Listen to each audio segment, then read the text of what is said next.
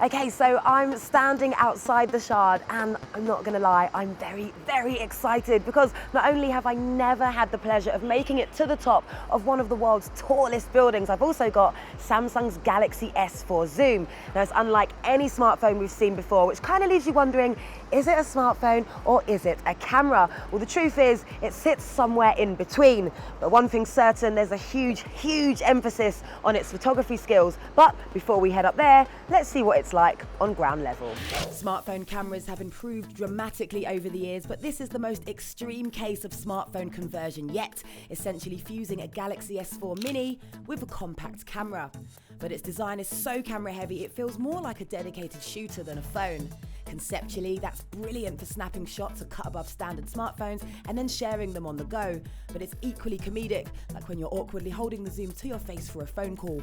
People will stare, you have been warned. And while it looks good, the Zoom's shiny plastic white exterior is slippery smooth despite the protruding grip. Its physical lens gets in the way too, but can become a natural rest for the fingers. However, those complaints become irrelevant when using the S4 Zoom as a camera, and its combo of 10 times zoom, a 16 megapixel sensor, xenon flash, and optical image stabilization means it's a step beyond the typical smartphone. Cue the Shard. Once accessed from the lock screen or app, photos can be taken without much delay using the dedicated shutter button, while being able to twist the zoom ring gives it a compact cam feel. Photo quality is decent by most phone standards, and while it definitely outperforms any other smartphone in the zoom department and takes impressive snaps, photos aren't that superior compared to photos from the S4 or Sony Xperia Z. But optical zoom is much better for closing in on your subject without destroying detail, and in most cases, close-ups offer a respectable amount of sharpness, but this is not the same for all photos. Despite looking great on screen, at full screen we found detail wasn't always particularly sharp, with some photos suffering from slight fuzziness, blur and noise. And when using auto, the camera can slightly overexpose, resulting in pictures looking washed out and a bit lackluster. This can be difficult to gauge on the Super AMOLED screen when outside in brighter light, but despite this, we still manage to get some natural yet vibrant and rich colours from our photos. Just remember, it doesn't always get those exposure levels right, but this can easily be corrected using expert mode, which lets you manually tinker with settings such as white balance, shutter speed, exposure compensation, and ISO, which can be adjusted up to 3200.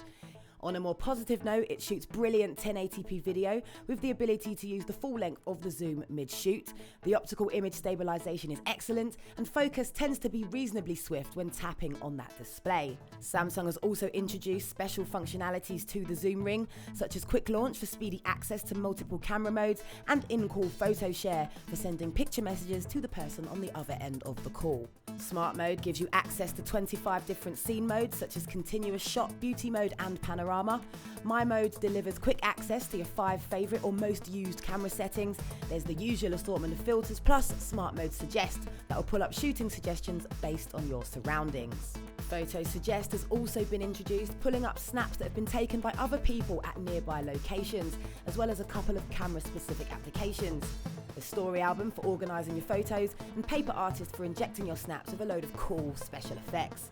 We quite like the way it provides weather, dates, time and location info for your pictures as well. And with 8 gig of storage, you're going to need that micro SD card slot.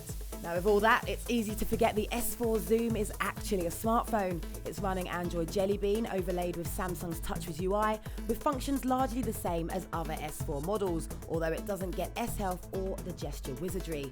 The 4.3-inch touchscreen is bright and responsive, but at 540 by 960 pixels, its Super AMOLED display is a tad disappointing, especially considering its focus on imaging. And while text looks sharp and black's inky, it just can't compete with current flagships. The S4 Zoom has plenty of power for everyday essentials with its 1.5 GHz dual-core processor, but it's pretty slow by today's quad-core standards, and a real shame considering editing high-res images can be quite demanding. We discovered the Zoom became quite buggy after a heavy photo session too. And finally, battery life will deliver mixed results depending on usage. We used the Zoom to shoot around 150 shots for roughly 4 hours, alongside additional phone use before it needed a recharge, while using it primarily as a phone will get you between 7 to 9 hours of use. So the Galaxy S4 Zoom is the only phone to rock these kind of camera-heavy specs, which is a huge bonus.